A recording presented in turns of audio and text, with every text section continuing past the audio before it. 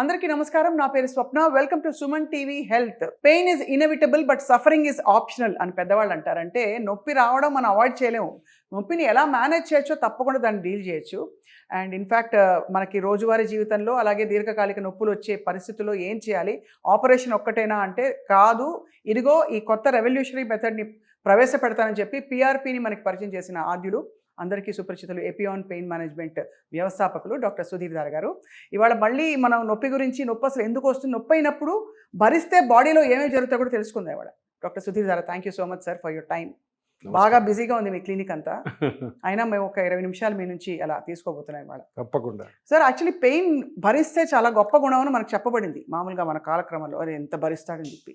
Pain భరిస్తే మనకి chemical reactions ఏమవుతాయి బాడీలో? పెయిన్ ఇంతకుముందు పాతకాలంలో నేను అనస్థిషియా డాక్టర్గా ఉన్నప్పుడు, I'm talking about 90s, late 90sలో సర్జన్స్ ఏమనేవాళ్ళు అంటే ఆపరేషన్ చేసిన తర్వాత ఫస్ట్ పోస్ట్ ఆపరేటివ్ డేలో లేదా ఫస్ట్ డే ఆ రోజు సర్జరీ అయిన తర్వాత పోస్ట్ ఆపరేటివ్ వార్డ్ నుంచి కుయ్యో మొర్రో అని అరుస్తుంటారు. అవునవును. మేము అనస్థిషియా డాక్టర్ ఉంటే అరే ఏదైనా పెయిన్ కిల్లర్ ఇచ్చి పాపం పడుకోబెట్టండి, ఎందుకంటే అరుస్తుంటే సర్జన్ ఒప్పుకోడు.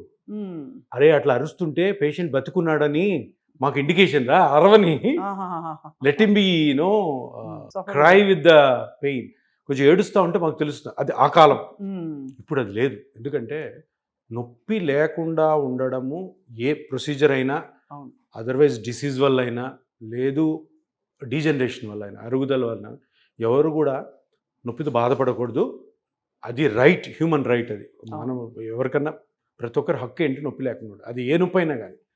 సో మీరు అన్నట్టు నొప్పి అలా ఉంటే ఏముండొచ్చు. ఇప్పుడు నేను చెప్పిన ఎగ్జాంపుల్ ఉంది కదా, ఈ ఆపరేషన్ థియేటర్ అయిన తర్వాత, ఆపరేషన్ అయినాక ఆ రోజు దానివల్ల ఏమవుతుందంటే ఎక్కడైతే కోసి ఉంటారో, ఎక్కడైతే కోసి కుట్లేసి అక్కడ నొప్పి వస్తుందో అది హీలింగ్ అయిపోయిన తర్వాత ఆ నొప్పి పోవాలా.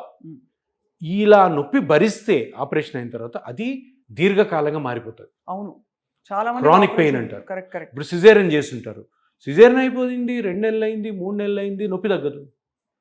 అక్కడ చూస్తే నువ్వు ఏ స్కాన్ చేసినా నార్మల్ ఉంటుంది, లోపల నార్మల్ ఉంటుంది, బయట నార్మల్. ఏంటంటే ఆ సైకలాజికల్ చేంజెస్ ఏవైతే ఉన్నాయో, ఆ నొప్పిని అక్యూట్ ఫేజ్లో బాధపడిన వాళ్ళ బ్రెయిన్లో చేంజెస్ వచ్చి అది ఎప్పటికి తగ్గదు, కొన్ని దశాబ్దాల పాటు ఉండిపోతుంది నొప్పి ఆపరేషన్ అయిన తర్వాత. ఇది ఒకటైతే ఇంక నొప్పి కంటిన్యూస్గా నొప్పి ఉన్నప్పుడు హ్యాపీనెస్ ఉండదు, ఆకలి ఉండదు, ఆకలి ఉండకపోతే తినరు, తినకపోతే మోషన్ రాదు, మొబిలిటీ ఉండదు, జాబ్ లూజ్ అవుతాయి, బాడీలో ఎన్నో కెమికల్ చేంజెస్, బ్రెయిన్లో కెమికల్ చేంజెస్.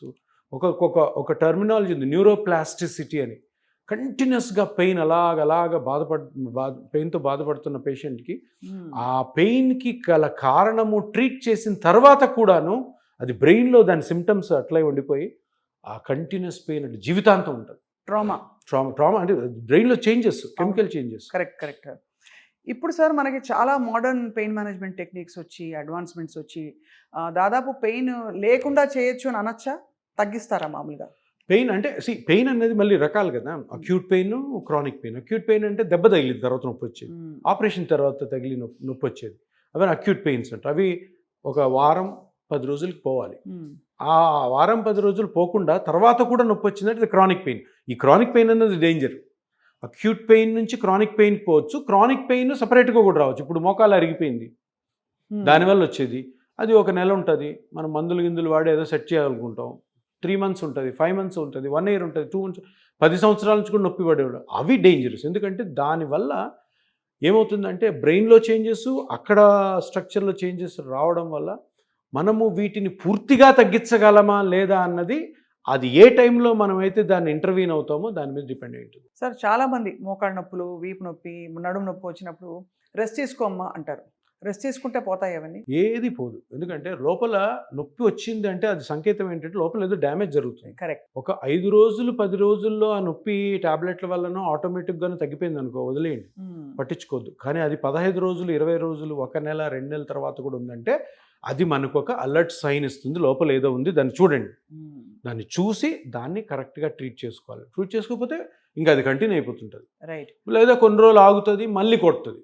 సో అలాగా మనకి సందిగ్ధంలో ఉంటాం అనమాట, ఇది తగ్గుతుందా లేదా, లేదు ముదిరిపోయి ఇంకా ఎక్కువ అవుతుందా. ఎక్కువ టైమ్స్ అది చాలా క్రానిక్ అయిపోయి ఇప్పుడున్న ఒక 10 పైసా పెయిన్ కాస్త 1 రూపీ పెయిన్ అయిపోతుంది. 3 కాజెస్ ఫర్ పెయిన్ అనుకోవచ్చా? Injury, disease, degeneration, old age ఈ 3ఏనా సార్?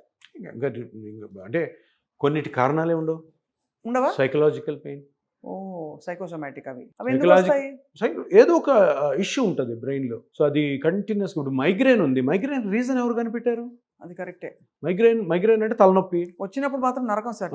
తలకి తీసుకోవాల్సిన అన్ని ఇన్వెస్టిగేషన్ చేపియండి, ఏం భయపడితే ఏం బయటపడదు. మైగ్రేన్ అనేది ఒక పెద్ద మిత్ కూడా. అంటే ఏంటంటే మైగ్రేన్ ఈ కారణం వల్ల వస్తుందని చెప్పలేము. అదే కదా. నార్మల్గా జాబ్ చేసుకుంటుంటారు, మైగ్రేన్ అటాక్ వస్తే ఇంకంతే 3 రోజులు చీకట్లో పడుకొని ఉంటారు.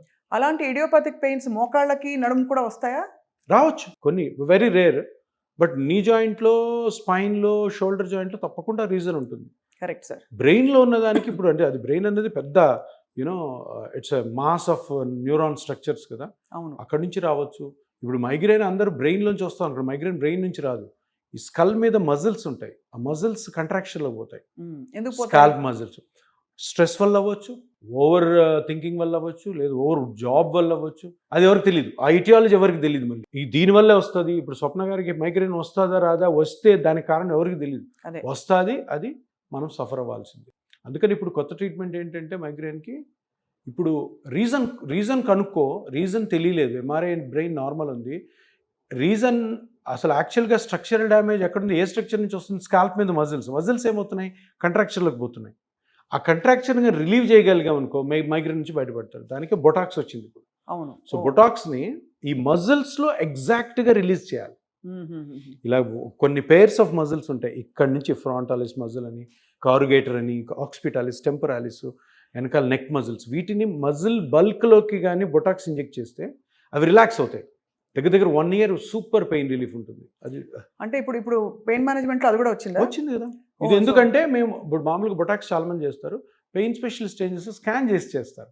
ఇప్పుడు ఇక్కడ కారుగేటర్ మజిల్ అని ఉంటుంది, చిన్న మజిల్.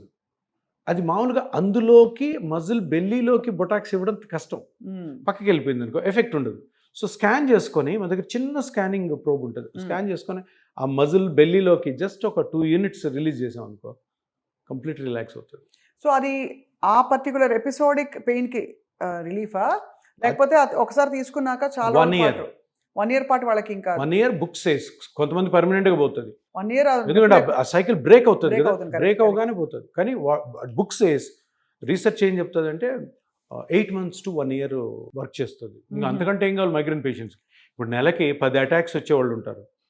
10 సార్లు దగ్గర 1-2 days జాబ్ మానేసి ఇంట్లో కూర్చొని ఉంటారు హెడేక్ తోటి, వామిటింగ్స్, తినలేరు, చిరాకు, పిల్లల్ని చూసుకోలేరు, ఫ్యామిలీ సరిగ్గా ఉండదు. అటువంటి వాళ్ళకి 1 year రిలీఫ్ తర్వాత చేసుకో, రిపీట్ చేస్తాం. ఎంత ఇది కొత్త విషయం తెలుసుకుంటున్నాం ఇవాళ. మామూలుగా మనం పెయిన్ మేనేజ్మెంట్ మోకాళ్ళు నడుము దగ్గర ఆగిపోతాము, బట్ ఇవాళ పెయిన్ ఫర్ హెడేక్ ఆల్సో ఉంది మనకి బొటాక్స్ అని చెప్తారు sir. Botox is wonderful drug.